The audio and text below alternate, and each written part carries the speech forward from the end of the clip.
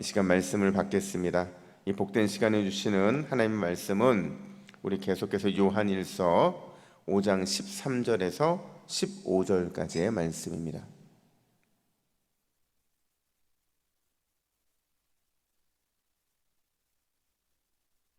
신약성경 392면 요한일서 5장 13절에서 15절까지의 말씀, 요한일서의 결론 1이라는 제목으로 오늘 말씀을 받겠습니다.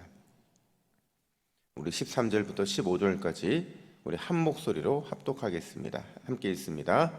내가 하나님의 아들의 이름을 믿는 너희에게 이것을 쓰는 것은 너희로 하여금 너희에게 영생이 있음을 알게 하려 함이라. 그를 향하여 우리가 가진 바 담대함이 이것이니 그의 뜻대로 무엇을 구하면 들으심이라. 우리가 무엇이든지 구하는 바를 들으시는 줄을 안즉 우리가 그에게 구한 그것을 얻은 줄을 또한 아느니라. 아멘. 여러분, 군대에서 가장 중요한 게 뭐냐면요, 암구호라는 게 있어요. 그러니까 암구호가 뭐냐면 전 군이 통일돼서 그날은 서로 군인들이 만났을 때 그 암구호를 통해서 우리가 적이 아니고 우리가 하나라는 것을, 그리고 함께 아군이라는 것을 점검하는 그런 시간이거든요. 근데 오늘 본문을 보면 마치 요한이 영적인 전쟁터에 나와 있는 마지막 그 치열한 전쟁을 싸우고 있는 초대교회 성도들에게 이 암구호를 가르쳐 주는 것처럼 느껴져요. 그래서 어떠한 단어를 얘기하면 그 단어가 그들의 삶을 설명하고, 어떤 단어를 얘기하면 그 단어가 그들에게 서로 아군인 것을 말해줄 수 있는 그런 의미를 보여주는 그런 단어들이 오늘 등장을 한다는 거죠. 특별히 오늘 이 내용은요, 요한이 정말 어떻게 보면 이 마지막 유언처럼, 내가 지금까지 요한일서 1장부터 4장까지 다 얘기했잖아, 너에게 마지막 5장을 얘기하면서 총정리할 거야. 그러니까 이 총정리하면서 나오는 이 네 가지의 단어를 너희는 반드시 기억해야 돼 라는 것을 말해주는 것처럼 보인다는 거죠. 제가 이 네 가지를 한꺼번에 다룰까 고민을 하다가 이걸 좀 둘씩 나눴어요. 그래서 오늘 요한일서 결론 1을 하면서 요한이 유언처럼 남겨놓고 있는 그 두 중요한 단어를 먼저 하고, 그리고 내일 나머지 두 단어를 함께 나눠보도록 하겠습니다. 오늘 우리가 읽은 13절부터 15절에 보면 눈에 확 띄는 단어가 있어요.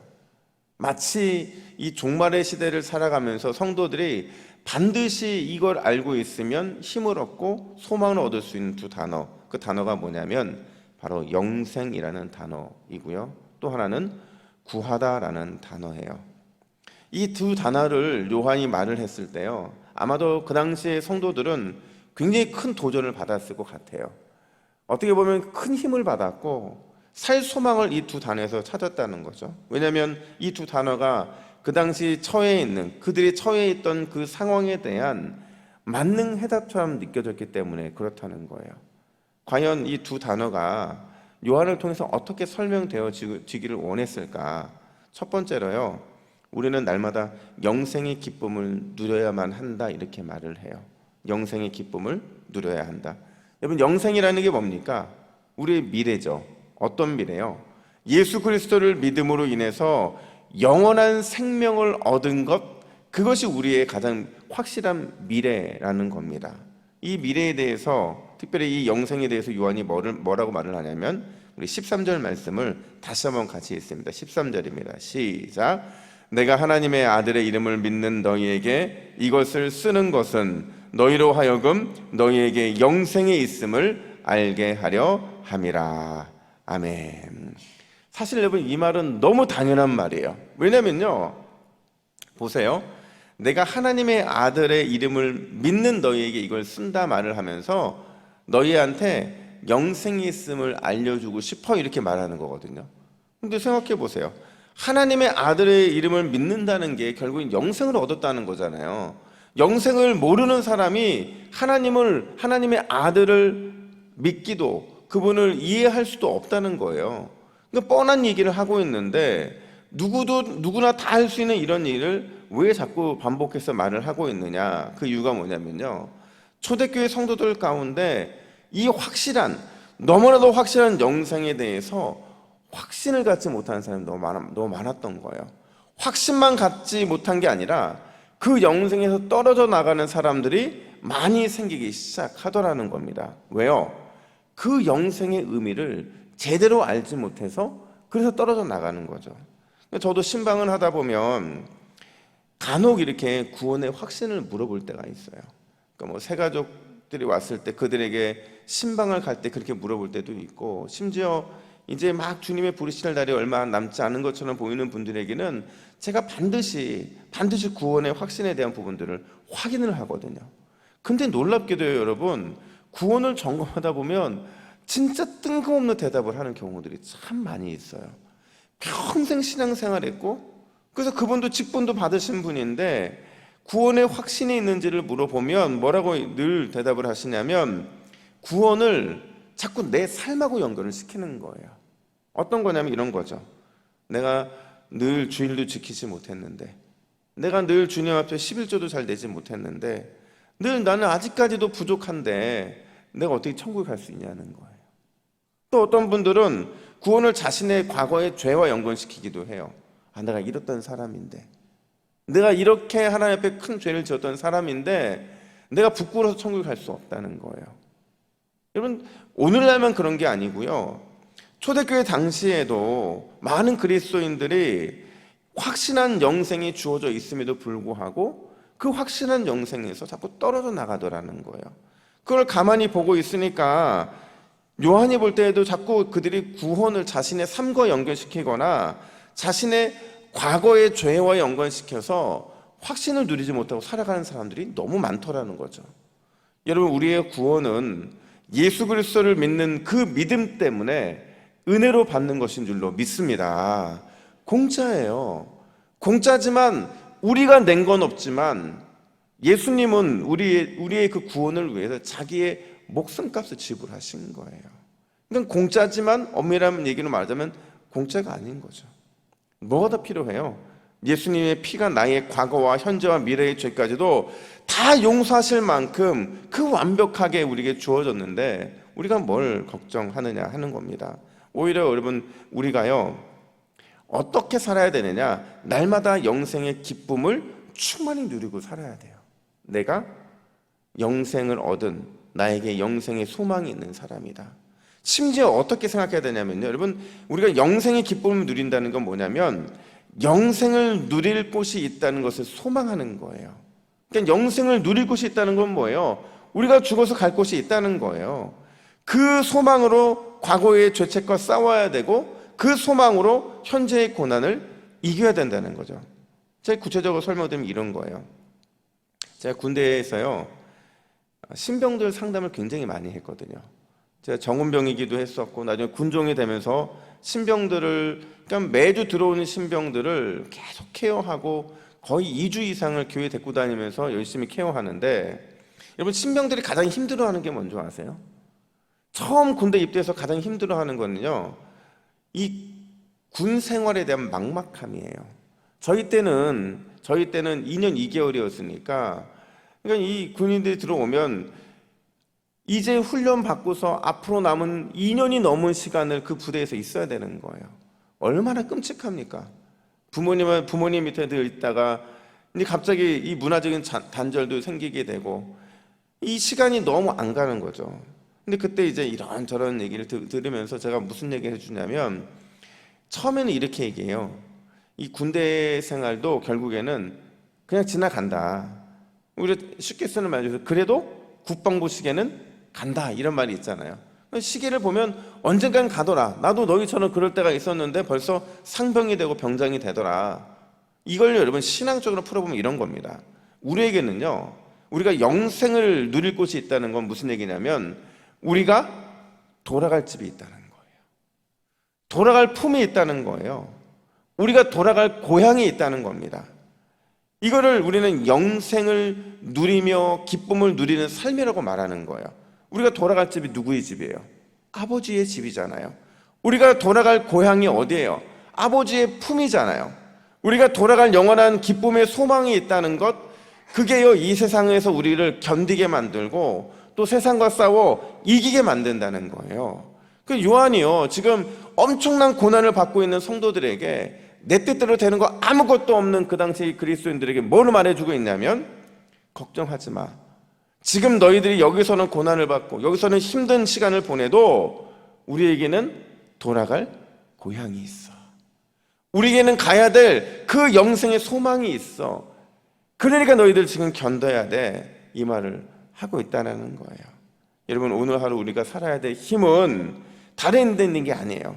우리에게 영생의 소망, 영생의 기쁨, 그것이 있다는 사실을 꼭 붙들고 그렇게 믿음으로 살아가게 될 때 우리의 삶은 반드시 승리의 기쁨의 삶이 되는 줄로 믿습니다. 뿐만 아니라 두 번째로 요한이 뭘 얘기하느냐, 하나님이 들으신다는 거죠. 뭐를요? 기도를 들으신다는 거예요. 이걸 바로 기도의 확신이라고 말을 하는데, 우리 14절부터 15절까지의 말씀을 같이 했습니다. 시작. 그를 향하여 우리가 가진 바 담대함이 이것이니 그의 뜻대로 무엇을 구하면 들으심이라. 우리가 무엇이든지 구하는 바를 들으시는 줄을 안즉 우리가 그에게 구한 그것을 얻은 줄을 또한 아느니라. 아멘. 여러분, 지금 이 짧은 구절에요, 구한다는 단어가 3번 반복됩니다. 강조해주고 있는 거예요. 근데 참 신기한 게도요, 이 구하다라는 단어를 쓸 때요, 문법적으로 헬라어에 보면 능동태가 있고 수동태가 있고 중간태가 있는데, 이 중간태라는 이걸 쓰고 있다는 거예요, 문법적으로. 그러니까 여러분들 무슨 중간태 이런 얘기가 무슨 얘기냐 얘기하겠지만, 이게 뭐냐면 이런 겁니다. 유진 피터슨 목사님이 이 중간태를 어떻게 설명하냐면 이렇게 설명하시는 거예요. 어떤 일에 참여하지만 내가 주도하지 않는 상태, 그게 바로 중간태라는 거예요. 이걸 기도에 적용하면 바로 이런 거죠. 분명히 내가 기도해요. 내가 내 에너지를 쏟고 눈물을 쏟고 내가 힘을 쏟아 기도합니다. 근데 그 기도는 내가 아니라 주님이 주도하는 것이 되어야 된다는 거예요. 이게 중간태라는 거죠. 여러분, 내가 분명히 기도하지만 그 기도는 내가 아니라 주님이 주도한다는 것이 무엇이냐면요, 주님께서 그 기도의 시작과 마지막을 책임져 주신다는 거예요. 우리는 우리의 입술을 벌려 기도하고 마음을 다해 기도하지만 그 기도의 열매를 맺게 하시는 분 하나님이시고, 그 기도를 통하여 놀라운 일을 일으키시는 분 하나님이시라는 거예요. 그러니까 이런 기도를 경험한 사람들의 마음에 어떤 마음이 생기겠어요? 안정감이죠. 왜냐하면 하나님이 나의 기도를 하게 하셨고 나의 기도를 응답하실 것이니까 그 일은 내 일이 아니라 하나님의 일인 거죠. 오히려 나는 하나님의 놀라운 구원의 그 계획, 놀라운 섭리의 계획에 동참하게 되는 거예요, 우리는. 그런 면에서 볼 때는 우리에게는 안정감이 생기는 것이고, 이걸 오늘 우리의 이 단어로 설명하면 담대함이라고 말을 하는 겁니다. 너희가 아무리 어렵고 힘든 시간을 보내도, 너희가 고난의 시간을 보내도 주님이 너희의 기도를 반드시 응답해 주신다라는 그 담대함이 초대교회 성도들에게 있었다라는 거죠. 저희가요, 첫째와 둘째가 한번 대결을 한 적이 있었어요. 어떤 대결이냐면, 셋째가 생겼을 때 이 셋째가 딸이냐 아들이냐고 서로 대결을 한 거예요. 저희 첫째는 나도 남자 동생이 있었으면 좋겠다. 그리고 둘째는 아니, 나는 여자 동생이 있었으면 좋겠다. 결론은 뭐냐면 둘이 기도해라. 그러면 하나님께서 누구의 기도가 더 강한지 응답하시지 않겠냐. 그래서 기도해서 나왔는데 딸인 거예요. 그러니까 저희 둘째가 이긴 겁니다. 제가 보면서 믿음이 차이가 있어요. 남자라서 그런지 모르겠는데 저희 아들은 별로 이렇게 영적인 이런 거에 대한 막 기대가 막 이런 게 별로 없어요. 근데 저희 딸은 늘 자기 전에 엄마에게 기도를 부탁을 해요. 그리고 본인도 기도를 하려고 해요. 제가 그걸 보면서 어떤 생각이 드냐면, 야, 이게 자기가 응답받아서 낳은 동생이잖아요. 물론 그때는 이미 성별이 다 결정되어 있는 상태이긴 하지만 얘 입장에서는 그런 거예요. 그러니까 이게 어떻게 보면 기도에 대해서 하나님이 내 기도를 들어주신다라는 그 기도의 힘을 경험하는 거거든요. 여러분, 기도는 성도의 특권인 줄로 믿습니다. 단순히 특권으로서만 우리가 지식으로 아는 게 아니라 그 특권이 내가 주님의 뜻대로 기도하고 그 기도의 주권이 하나님께 있다는 것을 확인하면서 응답하시는 그 주님의 놀라운 은혜가 나에게 담대함이라는 선물로 다가오게 될 때 그 기도는 진짜 우리에게 신앙생활의 참 맛을 제공해 준다라는 거예요. 그 맛은요, 여러분, 정말 맛진 겁니다. 하나님이 우리를 왜 자꾸 끝까지 몰고 가시느냐? 끝까지 몰고 가서 그 자리에서 하나님의 일하심을 보여주는 것, 그게 우리의 신앙에 담대함을 주시는 거거든요. 여러분, 이 담대함은 우리가 험한 세상을 살아갈 때 가장 큰 능력이 되는 줄로 믿습니다. 그래서 오늘 여러분, 우리 이렇게 기도해야 돼요. 주님, 나에게 영생이 있음이 세상을 이길 힘과 능력으로 작용하게 하여 주시옵소서. 나의 기도에 반드시 응답하시는 주님을 기대하면서 날마다 오늘도 기도의 재단을 쌓고 소망을 꿈꿀 수 있도록 인도하여 주시옵소서. 우리가 이렇게 기도할 때 우리가 초대교회 성도들이 이 두 단어로 믿음의 승리를 이뤘던 것처럼 우리에게도 은혜의 승리가 쏟아져 내리게 될 줄로 믿습니다. 아멘. 기도하겠습니다. 하나님 아버지, 감사합니다. 오늘 마지막 시대를 살아가는 그 요한의 시대에 있는 많은 그리스도인들에게 그들이 살아갈 영생의 소망과 그들이 살아갈 기도 응답의 확신으로 말미암아 힘있게 그 시대를 뚫고 나아갈 수 있는 용기를 주시니 감사합니다. 하나님, 오늘 이 시대에도 동일하게 마지막 시대이고 또 여전히 우리가 싸워야 될 그 믿음의 싸움이 남아있는데 우리 귀한 성도님들 돌아갈 곳이 있다는 그 영생의 기쁨을 날마다 누릴 수 있도록 인도하여 주시고 반드시 우리의 기도에 응답하시는 그 주님의 놀라운 은혜를 기대하며 담대함을 갖고 믿음으로 승리해 나아가는 우리 모두의 삶이 될 수 있도록 인도하여 주시옵소서. 감사드리며 예수님의 이름으로 기도하옵나이다. 아멘.